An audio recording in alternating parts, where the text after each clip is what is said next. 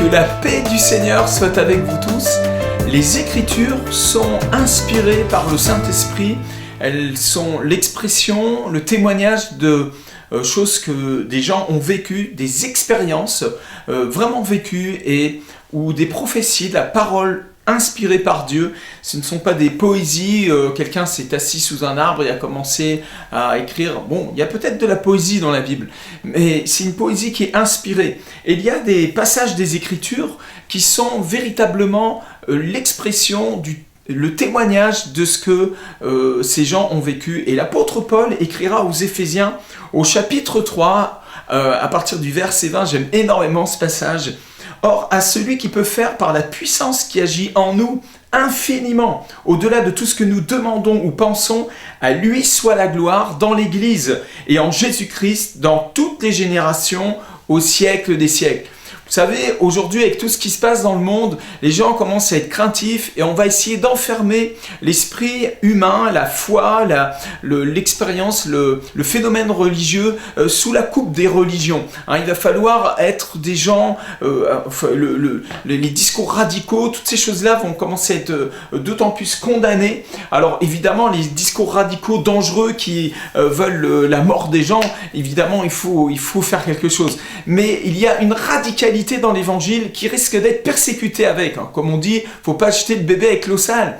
Et en réalité, le Seigneur ne nous appelle pas à être sous la coupe d'une religion, mais à vivre la liberté glorieuse des enfants de Dieu. Et l'apôtre Paul, lui, faisait une expérience puissante de la communion avec le Saint-Esprit. Il expérimentait une puissance en lui et qui dépassait jusque ce qu'il pouvait oser même demander à Dieu. Amen. Et donc, je suis particulièrement interpellé aujourd'hui par le discours de beaucoup de gens qui se disent religieux, qui se disent de Dieu, et qui vont avoir un discours en fait humaniste et qui s'éloignent de ce qui est écrit là dans ce passage-là. J'aimerais voir des prédicateurs dont leur vie déborde de cette puissance du Saint-Esprit. Or, à celui qui peut faire par la puissance qui agit en nous, infiniment au-delà de tout ce que nous demandons ou pensons, à lui soit la gloire dans l'Église. Dans l'Église grand E, l'Église de corps du Christ qui est dans le monde entier, nous devrions voir la gloire de Dieu. La gloire de Dieu se manifeste, elle agit en nous et elle agit infiniment au-delà de ce que nous demandons ou pensons. À lui soit la gloire dans l'Église et en Jésus-Christ. Elle n'est pas dans d'autres dieux, elle n'est pas dans des statues, elle n'est pas dans d'autres noms que le nom de Jésus-Christ. C'est en Christ que nous avons cette puissance. Nous n'avons de puissance que pour la vérité, dira l'apôtre Paul dans une autre de ses lettres. Dans toutes les générations, il semblerait que notre génération soit coupée de cette liberté, de cette grâce, de cette puissance, hors de question. Dans toutes les générations, Paul, prophète, apôtre, rempli du Saint-Esprit, nous a écrit une lettre pour nous aujourd'hui.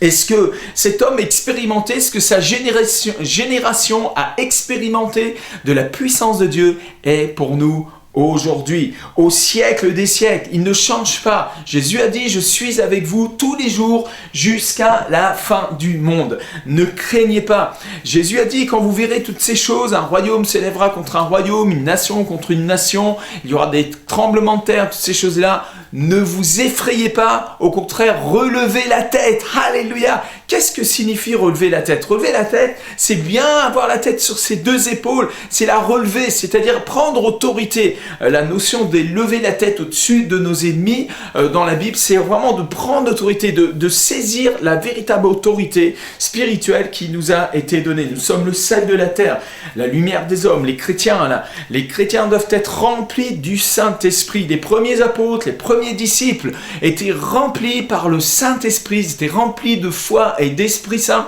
Et je prie que votre foi soit affermie, que vous soyez enracinés dans la parole du Seigneur, dans l'amour de Dieu, que l'amour de Dieu habite vos cœurs, que vous vous multipliez en grâce, en bénédiction, et que du très fond de vous puisse couler ce fleuve. Jésus a dit, celui qui croit en moi, de son sein couleront des fleuves d'eau vive. Nous sommes faits pour manifester la puissance et la gloire de Dieu. Que le Seigneur vous encourage,